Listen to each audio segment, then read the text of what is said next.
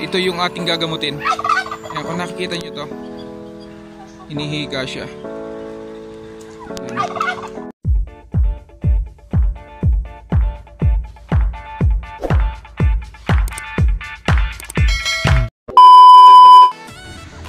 Hello po mga ka-farmers, welcome po sa aking channel, Tantan Farm TV.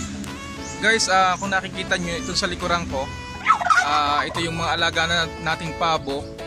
Mayroon ako ditong nakita na para siyang hinihika, na parang hindi makahinga. Ito. Ayan. Kita nyo guys, parang hindi siya makahinga, hinihika. Ngayon guys, ang mabisang gamot dito na nasubukan ko na rin dati ay ang oregano. Pakikita ko sa inyo kung paano gawin at kung paano ito i-apply at painom sa kanya. Ito lang guys ang mabisang gamot na ginagamit ko simula pa dati, yung oregano. Kung makikita nyo guys, hingal siya. Ngayon, tatry natin ng organic. Puro organic ang ating gagamitin para tayo makatipid. Ayun. Tara at ating titingnan kung maayos natin at mapapagaling natin to. One eternity later.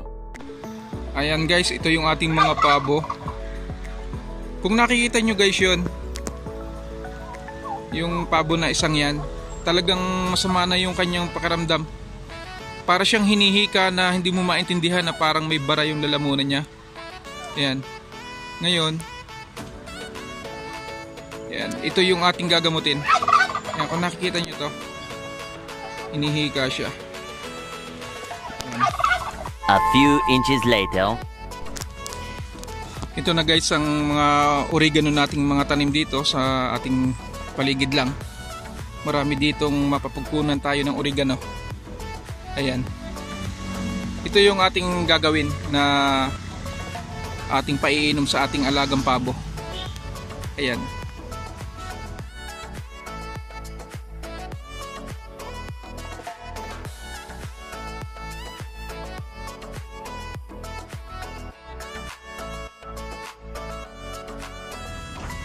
Guys, ito yung gagawin natin na gagawin kakatasin natin, lalagay natin sa blender.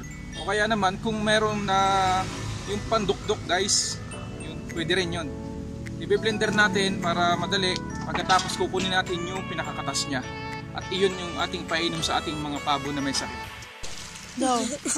Ngayon guys is hugasan muna natin para sigurado na malinis yung ating mga dahon ng oregano na to. Okay. So guys, makikita nyo itong katas. Kita mo. Yan yung katas ng oregano. Yan.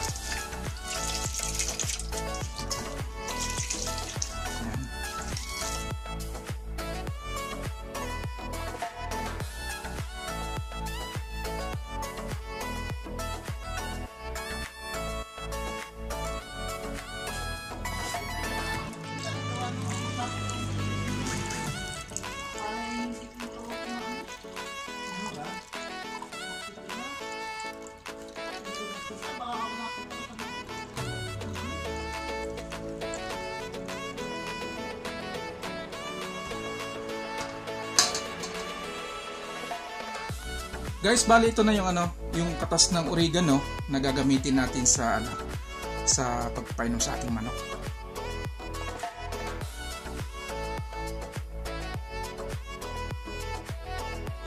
Ito guys, bali ito yung gagamitin natin para ipainom sa ating manok. Dito pilipitan dila nito. Ito yung ating lalagay sa kanyang bibig sa manok. Ito yung ating painumin nitong katas ng oregano na ginawa natin. Kung napapansin nyo guys, payat na siya kasi hindi siya masyado nakakakain. Gawa nung para siyang mayroong bara sa lalamunan na hindi mo maintindihan kung hinihika baga. Ngayon, ito yung paiinom natin. Katas ng gamitin natin ito para madali natin makainom.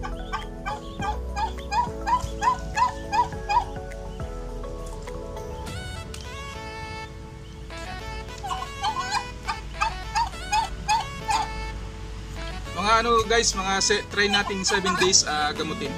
Mabisa to guys kasi dati ito na rin yung aking ginamot nung nagsakit din yung mga una kong naging alagang pabo.